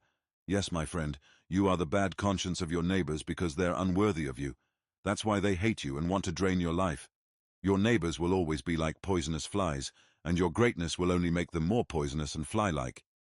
Escape to solitude, my friend, where a strong breeze blows. You are not here to swat flies. Thus spoke Zarathustra. Commentary. Zarathustra's reflections on solitude versus the marketplace reveal a deep disdain for societal noise and superficiality. The marketplace symbolizes the chaotic and shallow nature of public life, where true creators and thinkers are overshadowed by performers and actors. The flies represent the trivial and venomous elements of society that drain the energy of the profound, emphasizing the need for solitude to preserve one's creative spirit and integrity. Chapter 13. Chastity. I love the forest. Living in cities is not good because there are too many people who want to satisfy their desires. Isn't it better to be in danger from a murderer than to be involved with a woman who only thinks about her desires? Just look at these men. Their eyes reveal it. They seem to know nothing better in life than being with a woman. Their souls are filled with impurity, and it's a problem if that impurity still has energy in it. I wish you could be pure, at least like animals. Innocence belongs to animals. Am I advising you to suppress your natural instincts? No, I'm suggesting you keep your instincts innocent. Am I suggesting you be chaste? Chastity is a virtue for some, but almost a vice for many. Some might control themselves, but their lustful desires still show. Even in their highest acts of virtue, and in their cold hearts, this lustful desire follows them, causing discord. And how cleverly it asks for a piece of the spirit when it can't have a piece of flesh. You love tragedies and anything that breaks the heart, but I'm suspicious of your lustful desires. You have cruel eyes, and you look lustfully at those who suffer. Has your lust just disguised itself as sympathy? Here's a story for you. Some who wanted to get rid of their own demons ended up becoming like pigs themselves. If chastity is hard for you, I advise against it, because it can lead to a path of misery, impurity, and lustful thoughts. Am I talking about impure things? Well, it's not the worst thing for me to do. It's not when the truth is impure, but when it's shallow that wise people hesitate to dive into its waters. There are truly chaste people by nature. They have kinder hearts and laugh more often and genuinely than you do. They even laugh at the idea of chastity and ask, "What is chastity? Isn't it foolishness?" But foolishness came to us. We welcomed it and gave it a place in our hearts. Let it stay as long as it wants. Thus spoke Zarathustra. Commentary. Zarathustra critiques societal views on chastity, suggesting that it can be both a virtue and a vice. He emphasizes maintaining innocence in natural instincts rather than suppressing them. The chapter delves into the hypocrisy and underlying desires that taint human actions, advocating for a more honest and pure approach to life and relationships, free from the corrupting influence of societal expectations. Chapter 14. The Friend. The hermit thinks, having too many people talking about me is always a problem. It's always just me that makes it two in the end. I often talk seriously with myself, but it's only bearable because I have a friend. The hermit's friend is like a third person, preventing their conversation from sinking into deep loneliness. There are too many depths for all hermits, so they long for a friend and their companionship. Our trust in others can reveal our lack of trust in ourselves. Our desire for a friend can be our undoing. Sometimes we use love to hide our envy. We even create enemies to protect our vulnerabilities. A true sign of respect is saying, "At least be my enemy," without seeking friendship. To have a friend, you must be ready to fight for them. To fight, you must be capable of being an enemy. You should still respect your friend's differences.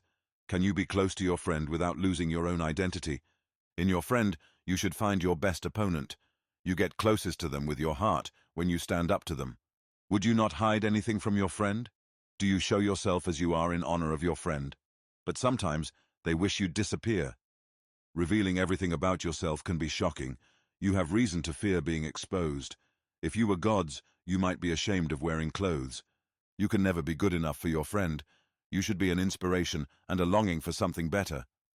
Have you ever seen your friend asleep? What do they look like when they're not aware? It's like seeing yourself in a rough mirror. Seeing your friend asleep might be unsettling. Man is something that needs improvement. A true friend is a master of divination and silence. You shouldn't wish to see everything. Your dreams will reveal what your friend does when awake.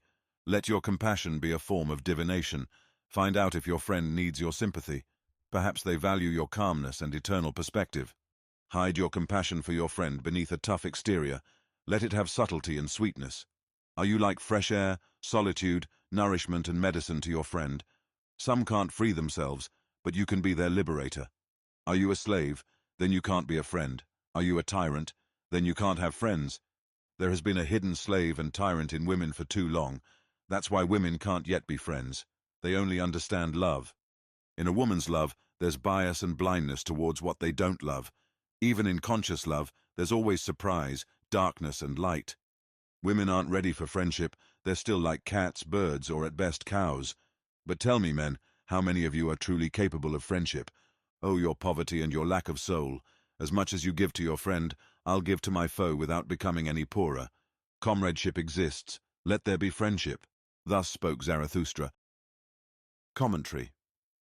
This chapter explores the complexities of friendship and the balance between intimacy and individuality. Zarathustra warns against losing oneself in the desire for companionship, suggesting that true friendship involves respect, challenge, and a reflection of one's best self. Friendship should not be an escape from solitude, but a space where both parties grow and maintain their distinct identities. Chapter 15. The 1001 Goals. Zarathustra traveled to many lands and met many people. He learned about the good and bad sides of various cultures. He realized that there's no greater power on earth than the concepts of good and bad. Every group of people values something unique. To survive, a community must have its own set of values and not simply adopt what their neighbors believe. What one group considers good may be seen as worthless or even bad by another. People often don't understand each other and judge each other's beliefs. Every community has its own standards of excellence, and these standards represent their will to power. They admire what's challenging, necessary, and beneficial during tough times. Whatever helps them succeed and stand out, they see as the highest and most important thing. If you understand a community's needs, environment, and relationships, you'll understand why they value what they do. For example, the Greeks believed in being the best and having no other loves except for a friend. For my people, speaking the truth and being skilled with weapons were highly regarded but demanding values. Another group held honoring parents and doing their will from the heart as sacred. Yet another people valued fidelity and risking honor and even life for the sake of fidelity in difficult situations. These values shaped their character and gave them hope. People themselves determined what is good and bad. They didn't receive these values as divine messages. They assigned meaning to things to survive and called themselves human because they assign value. Assigning value is a creative act. It's the essence of the things being valued. Value comes from assigning it, and without this act, life would be empty. So, creators, understand that value comes from you. Changing values means changing the creators. First, it was entire communities, then individuals. The individual is the latest creation. In the past, communities had their own moral codes. Love and obedience were important to them, and they made rules accordingly. The desire to belong to a group was stronger than the desire for individuality. As long as following the group's rules was considered good, going against them was seen as bad. The cunning ego, without love, seeks personal gain even at the cost of others' well-being. This ego is not the source of community, but its downfall. The ones who loved and created were the ones who determined what's good and bad. The virtues and vices are fueled by love and anger. Zarathustra met many people, and he realized that the power of judgment and criticism is astonishing. Brothers and sisters, who can tame this power? Who can control the 1,000 judgments? There have been 1,000 different goals because there have been 1,000 different communities. What's still missing is one common goal for all of humanity. Humanity doesn't yet have a single purpose, but I ask you, my friends, if humanity lacks a common goal, doesn't it also lack humanity itself? Thus spoke Zarathustra. Commentary. Zarathustra examines the diversity of values across different cultures and communities, highlighting that each group's unique goals shape their identity and survival. He underscores the role of creators in defining these values and the evolution from communal to individualistic value systems. The ultimate goal, he suggests, is a unified purpose for humanity, transcending individual and cultural differences. Chapter 16, Neighbor-Love. People gather around their neighbors and say nice things to them, but I tell you, when you love your neighbor, you're really just loving yourselves poorly. You escape from your own problems by turning to your neighbors and pretending it's a virtuous act, but I see through your selflessness. The concept of you existed after the concept of others. Others have been praised, but not you yet, so people cling to their neighbors. Am I suggesting that you should love your neighbors? No, I advise you to distance yourselves from your neighbors and love those who are far away. Loving those in the distant future is even greater than loving your neighbors, and loving things and ideas is higher than loving people. The idea or goal that lies ahead of you, my friend, is more appealing than you are. Why not give it your all instead of running to your neighbor? You can't stand being alone and don't love yourselves enough, so you try to deceive your neighbor into loving you, trying to make yourselves look better. I wish you couldn't stand being around any close ones or their neighbors. Then you'd have to create your friend and their overflowing heart from within yourselves. You call in witnesses when you want to praise yourselves, and when you've convinced them to think highly of you, you start thinking highly of yourselves too. Not only is the person a liar who speaks against their own knowledge, but even more so is the one who speaks against their own ignorance. That's how you talk about yourselves to others and deceive your neighbors.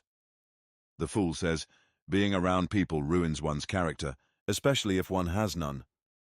One person goes to their neighbor because they're looking for themselves, while another goes to their neighbor because they want to escape themselves. Your poor self-love makes solitude feel like a prison. The distant ones pay the price for your love of those nearby. When there are just 5 of you, a 6th must always suffer. I don't like your festivals either. I often found too many actors there, and even the audience acted like actors. I'm not here to teach you about neighbors, but about friends. Let your friend be a celebration of life for you, a glimpse of the ideal human. I'm teaching you about friends and their generous hearts, but to be loved by such hearts, you must be like a sponge. I'm teaching you about the friend who embodies the world, a vessel of goodness, the creative friend who always has a whole world to offer. And as the world unfolded before him, it comes back together for him in cycles, as good emerges from evil, and purpose arises from chance. Let the future and the distant be your motivation for today. In your friend, you'll love the ideal human as your inspiration. My friends, I'm not advising you to love your neighbors, I'm advising you to love those who are farthest away. Thus spoke Zarathustra. Commentary. Critiquing the concept of neighborly love, Zarathustra argues that it often masks self-love and a lack of genuine self-respect. He advocates for loving distant and future ideals over immediate neighbors, suggesting that true love involves aspiring towards higher goals and creating something greater than oneself. Neighborly love, in his view, is often a superficial and self-serving distraction. Chapter 17. The Way of the Creating One. Do you want to be alone, my friend? Do you want to find yourself? Wait a bit and listen to me. People who seek isolation often lose their way, say the majority, and you used to be part of that majority for a long time. The voice of the majority will still affect you, and when you say, I no longer share the same beliefs as you, it will bring you pain. That pain is a result of your old beliefs, and they still linger in your suffering. But if you truly want to follow your own path of self-discovery, then show me your determination and strength to do so. Are you a new force with a new purpose? Are you a catalyst for change? Can you even make the stars revolve around you? But be careful, many people crave power and status. There are countless ambitions that achieve nothing but inflation and emptiness. Do you call yourself free? I want to know what guides your thoughts, not that you've escaped from some burden. Free from what, you ask? It doesn't matter to Zarathustra. But can you tell me what you're free for? Can you make your own rules, both good and bad? Can you be your own judge and enforcer of your laws? Being alone with your own judgments and enforcing your own laws can be terrifying. It's like a star in the desolate void of space and the icy breath of solitude. Today, you still have the courage and hope, despite the crowd. But one day, solitude will wear you down. One day, your pride will fade and your courage will waver. You will cry out, I am alone. One day, you will no longer see your greatness, but instead see your flaws up close. Even your own grandeur will frighten you like a phantom. You will cry out, "Everything is false." There are emotions that seek to destroy the solitary one. If they fail, they will die themselves. But can you be a murderer? Have you ever experienced the feeling of disdain, my friend? The pain of being just to those who despise you. You make many people think differently about you, and they hold it against you. You came close to them, but passed them by, and they never forgive you. You've surpassed them, but the higher you rise, the less envy can see you. Most of all, the one who flies is hated. You must say, "How could you be fair to me? I accept your unfairness as my destiny." They throw injustice and filth at the solitary one, but my friend, if you want to be a star, you must shine for them regardless. Beware of the good and just. They want to crucify those who create their own virtue, and they hate the solitary ones. Also be cautious of religious simplicity. It condemns everything that isn't straightforward and is eager to play with fire. And be careful of your own love. The recluse readily extends a hand to anyone who crosses their path. You shouldn't give your hand to everyone, only your paw, and I hope your paw has claws. But the worst enemy you will ever face is yourself. You will ambush yourself in caves and forests. You, the solitary one, are on a path to self-discovery, and ahead of you and your 7 devils, your path leads. You will be a heretic to yourself, a magician, a fortune-teller, a fool, a doubter, a reprobate, and a villain. You must be ready to burn in your own fire. How can you become new if you don't first become ashes? You, the solitary one, are on the path of creation. You will create a god for yourself from your 7 devils. You, the solitary one, are on the path of love. You love yourself, and because of that, you despise yourself, as only the lovers do. The lover desires to create because they despise. How can you truly know love if you've never had to despise what you loved? Go into your solitude with your love and your creativity, my friend, and justice will come later. Go into your solitude with your tears, my friend. I love those who seek to create beyond themselves, and in doing so, surrender. Thus spoke Zarathustra. Commentary. Zarathustra speaks to those who seek solitude and self-discovery, warning of the challenges and internal struggles that come with this path. He emphasizes the importance of creating new values and being self-sufficient, even in the face of societal rejection and loneliness. The solitary creator must endure inner conflicts and transformative pain to achieve true greatness and authenticity. Chapter 18. Old and Young Women. Why are you sneaking around in the twilight, Zarathustra? And what are you hiding under your cloak so carefully? Is it a treasure you've received, a child you've had, or are you on a thief's mission, my friend of the dark? Zarathustra replied, "It's indeed a treasure I've been given, a small truth I carry. But it's naughty, like a young child, and if I don't keep its mouth shut, it screams too loudly. Today, as I walked alone when the sun was setting, an old woman approached me and said, 'Zarathustra has spoken to us women, but he has never spoken about women.' I replied, 'We should only discuss women with men.' She insisted, 'Talk to me about women. I'm old enough to forget it soon.' So I obliged and said, 'Everything about women is a mystery, and the answer to it all is pregnancy. Man is a means for woman. The purpose is always the child. But what is woman for man? A true man desires 2 things, danger and amusement. That's why he desires woman as the most dangerous plaything. Men are trained for war, and women are for the entertainment of warriors. Everything else is nonsense. Men don't like overly sweet fruits. They prefer women, even if they're bitter. Women understand children better than men, but men are more childlike than women. In a true man, there's a hidden child yearning to play. So women, awaken that child in men. Be a plaything, pure and precious, illuminated by virtues from a future world. Let the stars' beam shine in your love.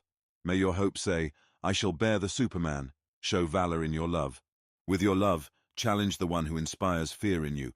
Make your love your honor. Woman rarely understands honor otherwise. Your honor should be to always love more than you're loved and never be second. Men should fear when women love, as women make every sacrifice, deeming everything else worthless. Men should fear when women hate, for deep within, man is inherently evil, while woman is petty. Who does woman hate most? The iron spoke to the lodestone, saying, 'I hate you most because you attract, but are too weak to pull me in.' Man's happiness is, 'I will,' while woman's happiness is, 'he will.' Now the world has become perfect, every woman thinks when she obeys with all her love. Woman must obey and find depth beneath her surface. Her soul is a shifting, tempestuous film on shallow water. Man's soul, on the other hand, is deep, flowing in subterranean caverns. Woman senses its power, but cannot grasp it. The old woman then said to me, Zarathustra has said many remarkable things, especially for those young enough to understand them. Strange. Zarathustra knows little about women, yet he's right about them. Could it be because nothing is impossible with women? Now accept a small truth as thanks. I'm old enough for it. Wrap it up and keep its mouth shut, or it will scream too loudly. This little truth. Give me your little truth, I said to the woman. And she spoke, You're going to women, don't forget your whip. Thus spoke Zarathustra. Commentary. In a provocative dialogue about women, Zarathustra portrays them as mysterious and driven by the goal of bearing children. He describes men's desire for women as a mix of danger and amusement, emphasizing the differences between the sexes. The chapter touches on themes of power, honor, and the interplay between love and obedience, ultimately suggesting that men and women have distinct but complementary roles. Chapter 19. The Bite of the Adder. One day had Zarathustra fallen asleep under a fig tree, owing to the heat, with his arms over his face, and there came an adder and bit him in the neck, so that Zarathustra screamed with pain. When he had taken his arm from his face, he looked at the serpent, and then did it recognize the eyes of Zarathustra, wriggled awkwardly, and tried to get away. As yet hast thou not received my thanks. Thou hast awakened me in time. My journey is yet long. Thy journey is short, said the adder sadly. My poison is fatal. Zarathustra smiled. When did ever a dragon die of a serpent's poison? Said he. But take thy poison back. Thou art not rich enough to present it to me. Then fell the adder again on his neck, and licked his wound. When Zarathustra once told this to his disciples, they asked him, And what, O Zarathustra, is the moral of thy story? And Zarathustra answered them in this way. The destroyer of morality, the good and just call me, my story is immoral. When, however, you have an enemy, then return him not good for evil, for that would abash him, but prove that he has done something good to you, and rather be angry than abash anyone. And when you are cursed, it pleases me not that you should then desire to bless. Rather curse a little also, and should a great injustice befall you, then do quickly 5 small ones besides. Hideous to behold is he on whom injustice presses alone. Did you ever know this? Shared injustice is half justice, and he who can bear it shall take the injustice upon himself.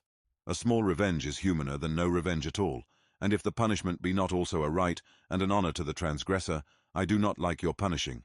Nobler is it to own oneself in the wrong than to establish one's right, especially if one be in the right. Only one must be rich enough to do so. I do not like your cold justice. Out of the eye of your judges there always glanceth the executioner and his cold steel.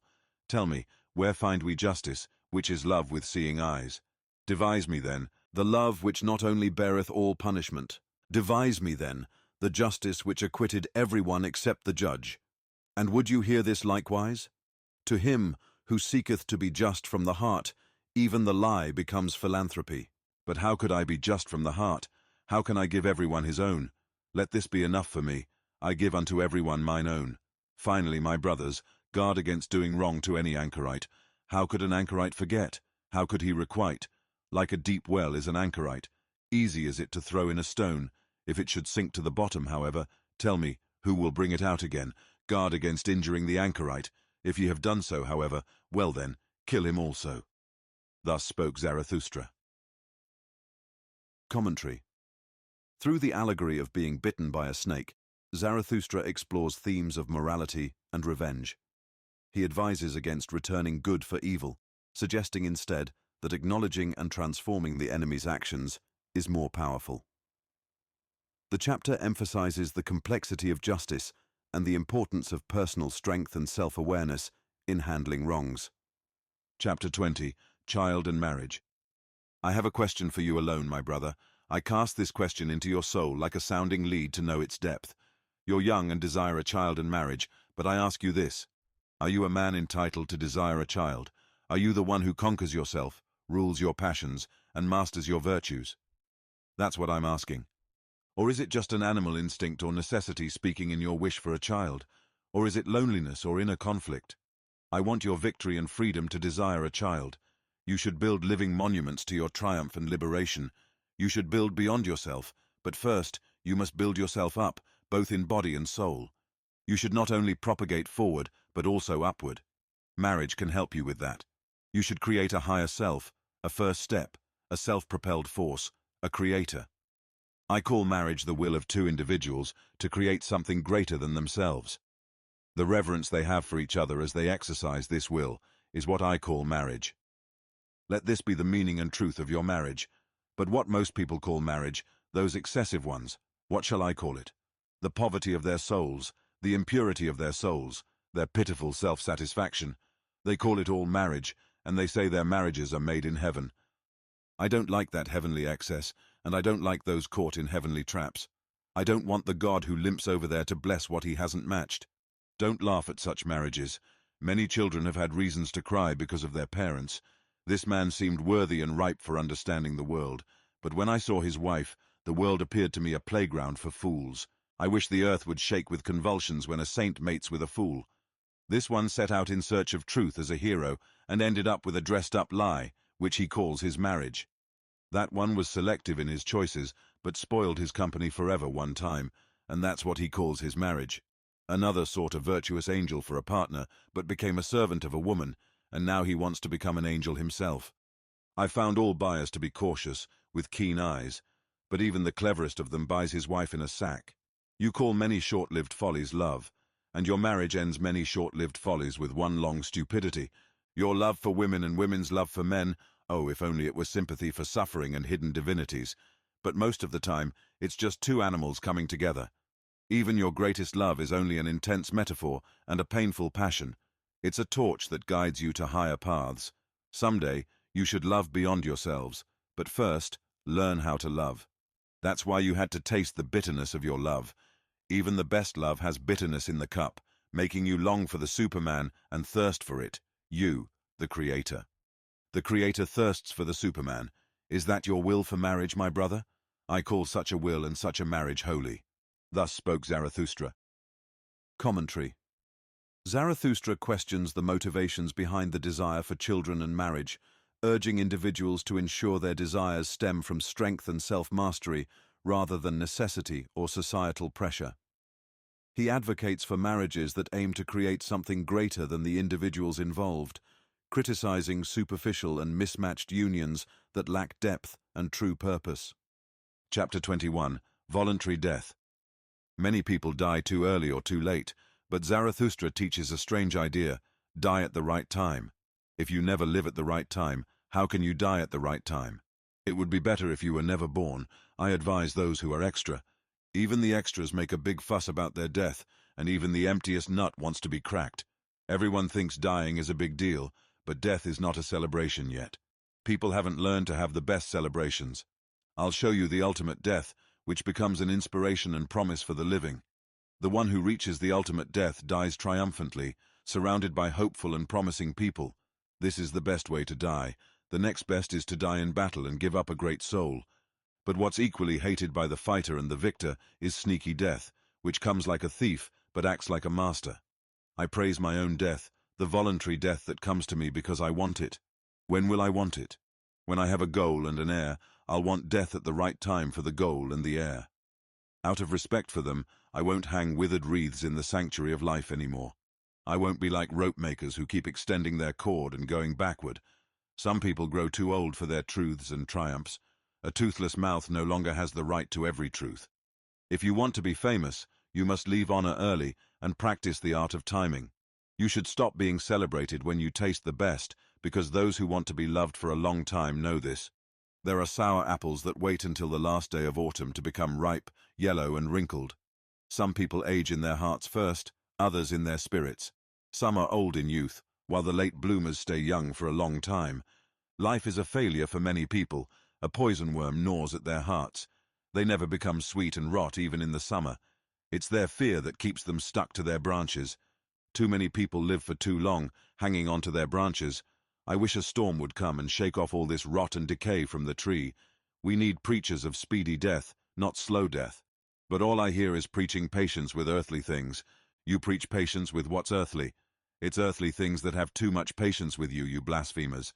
That Hebrew whom the preachers of slow death honor died too early. It was a disaster for many. He only knew tears, Hebrew melancholy, and hatred from the good and just, the Hebrew Jesus. He longed for death. If he had stayed in the wilderness, far from the good and just, he might have learned to live, love the earth, and even laugh. Believe me, my friends, he died too early, and he would have disowned his own teachings if he had lived as long as I have. He was noble enough to disown them, but he was still immature. The youth loves immaturely, and hates man, and the earth immaturely. His soul and spirit are still confined and awkward. But in man, there's more of the child than in the youth, and less melancholy. He understands life and death better. He's free for death and free in death, a holy naysayer when there's no time for agreement. That's how he understands death and life. I ask that your dying doesn't bring shame to man and the earth. In your dying, let your spirit and virtue still shine like an evening afterglow around the earth. Otherwise, your death will be unsatisfactory. I will die in a way that makes you love the earth more because of me.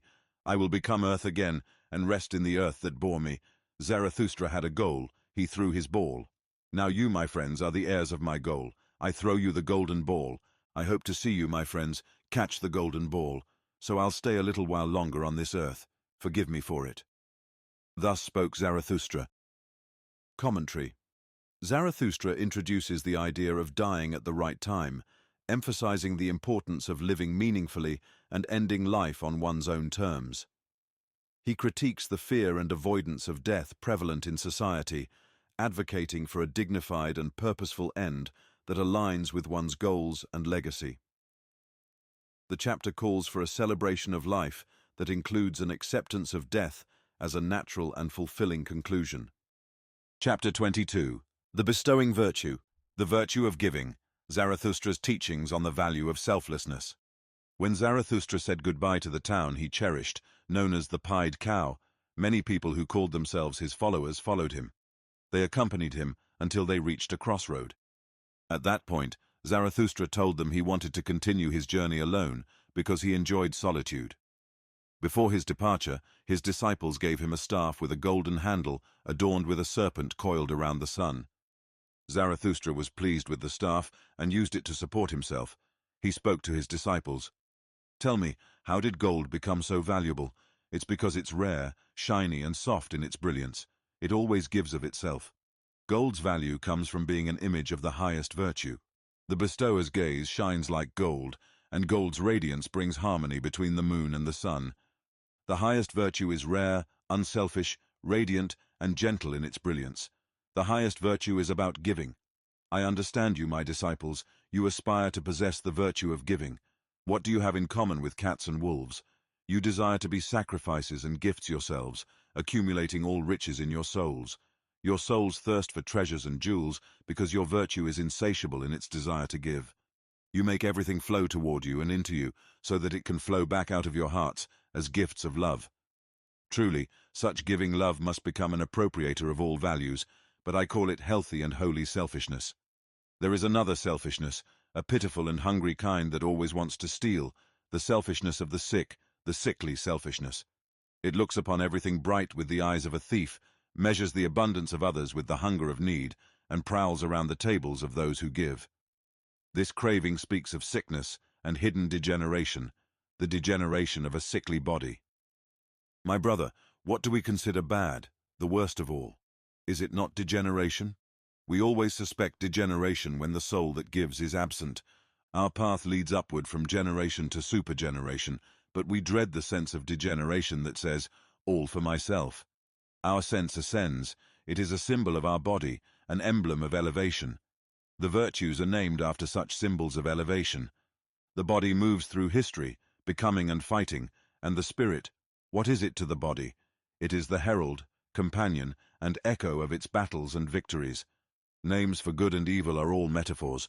They do not explain, they merely suggest. It's foolish to seek knowledge from them. Pay attention, my brothers, to every moment when your spirit speaks in metaphors. That is the source of your virtue. Your body becomes elevated and enraptured by the spirit, becoming a creator, a valuer, a lover, and a benefactor of all. When your heart overflows like a river, a blessing and a danger to those in the lowlands, that is the source of your virtue. When you rise above praise and blame, and your will seeks to command all things out of love, that is the source of your virtue. When you reject pleasures and the soft couch, distancing yourself from all that is effeminate, that is the source of your virtue. When you have a single will, and every change of need is necessary for you, that is the source of your virtue. Indeed, it is a new form of good and evil, a new deep murmur, and the voice of a new spring. This is power, this new virtue. It is a governing thought with a subtle soul, a golden sun with the serpent of knowledge coiled around it.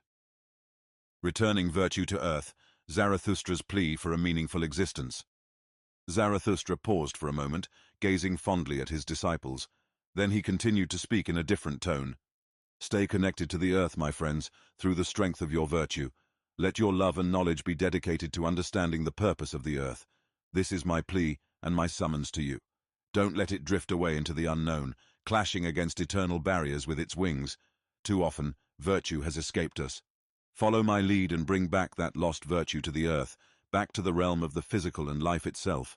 Let it give the earth meaning, a human meaning. Countless times both spirit and virtue have strayed and made mistakes. Regrettably, our bodies still house all this confusion and error. They have become the vessels of ignorance. Spirit and virtue have made countless attempts and errors. Man himself is an attempt, and within us lies much ignorance and misconception. We carry not only the wisdom of ages, but also their madness. It's perilous to be an heir. We continue to battle the unpredictable forces of fate, and throughout history, senselessness has prevailed over sense. My friends, devote your spirit and virtue to understanding the essence of the earth. Let you determine the value of everything anew. Therefore you must be fighters, creators. The body purifies itself intelligently. It elevates itself through intelligent effort. To the discerning, all impulses become sacred, and to the elevated, the soul finds joy. Physician, heal yourself, and you will heal your patient. Let the sight of your own recovery be his best medicine. There are countless unexplored paths, numerous sources of well-being, and hidden islands of life. Man and his world remain inexhaustible and undiscovered. Awaken and listen, you who are isolated. The future brings winds with silent wings, bearing good tidings for those with keen ears. You lonely ones of today, you who have separated yourselves, you shall one day become a people. From among you, a chosen people shall emerge, and from them, the Superman. The earth shall truly become a place of healing, and a new scent already fills the air, a fragrance of salvation and a new hope. Zarathustra's farewell, the call for self-discovery, and the superhuman. When Zarathustra spoke these words, he paused as if he hadn't finished yet. He held the staff in his hand, contemplating. Finally he said this, and his voice had changed. I'm going alone now, my followers. It's time for you to go your separate ways too. That's how I want it. I advise you to leave me and distance yourselves from Zarathustra. It might be even better if you felt ashamed of me. Maybe I've misled you. A person of knowledge should be capable of not only loving their enemies, but also of harboring some resentment toward their friends. You're not repaying your teacher well if you remain mere students. Why don't you try to take the laurel wreath from my head? You respect me, but what if your admiration one day crumbles? Be careful that you're not crushed by a falling statue. You claim to believe in Zarathustra, but what's the worth of Zarathustra? You are my believers, but what's the value of all believers? You hadn't really looked for yourselves before, and that's when you found me. All believers are like this, which is why belief itself isn't worth much. Now I urge you to lose me and find yourselves. Only when you've all rejected me will I come back to you. I'll seek my lost ones with a different perspective, my brothers, and love you with a different kind of love. At that time, you'll have become my friends again, and we'll share a common hope. I'll be with you for the third time to celebrate the Great Noon. It's the Great Noon when humanity stands between being mere animals and becoming superhumans. We celebrate our progress towards the evening as our highest hope because it's a step towards a new morning. At this time, those who've descended will bless themselves for having risen above, and the sun of their knowledge will be at its peak. All the gods are dead, and now we desire the Superman to live. Let this be our final wish at the Great Noon. Thus spoke Zarathustra. Commentary. In Chapter 22 of Thus Spoke Zarathustra, Nietzsche delves deeply into the themes of selflessness, virtue, and the elevation of the human spirit. Zarathustra's teachings here focus on the paradoxical nature of virtue and self-giving.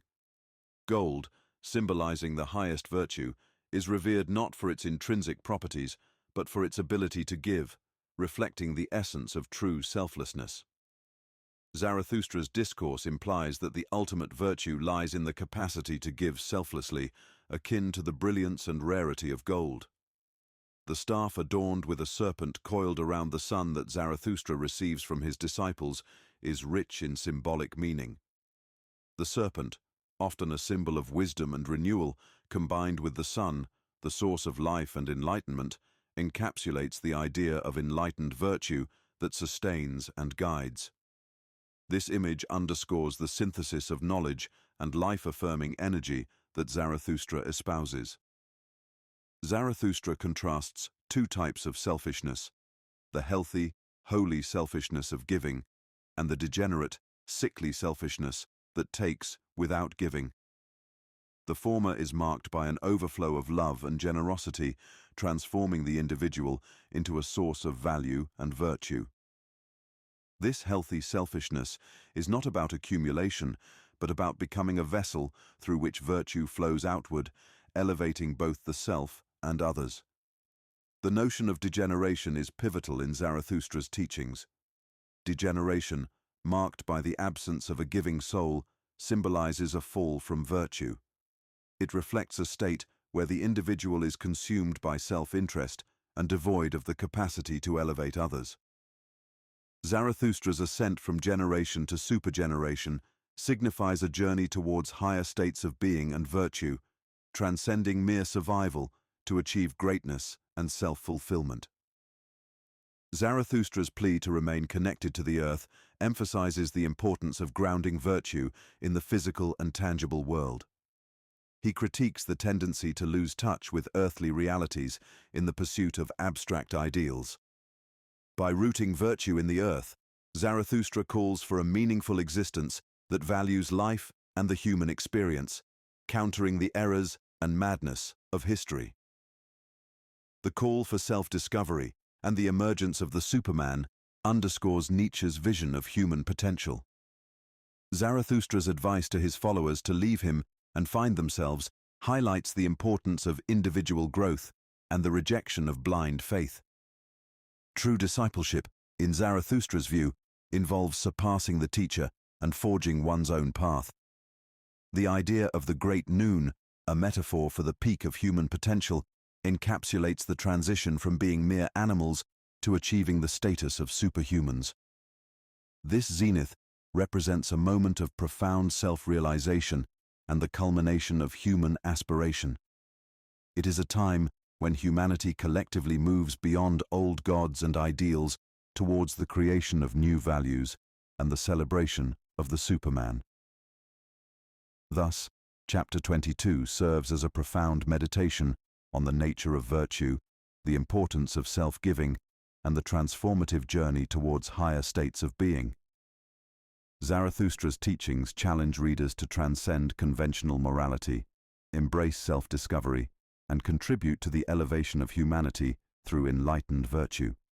All right, friends, that concludes the prologue and first part of Thus Spoke Zarathustra by Friedrich Nietzsche. If you liked it, I urge you to consider liking the video and subscribing to the channel. And if you want to help me be able to invest much more time making videos here on YouTube, then please subscribe to my Ko-fi channel, where I will post lots of exclusive content, like the videos you see here but without commentary, and book versions of my modern translations, among other things. Right now, the early bird supporters, the first 50 subscribers, will get a fixed monthly rate of $2 for life. You can find the link in the video description. If you have any ideas, wishes or recommendations for exclusive content for subscribers, then please don't hesitate to comment on this video. Finally, you can check out my other videos now if your appetite is unquenched. See you in the next video.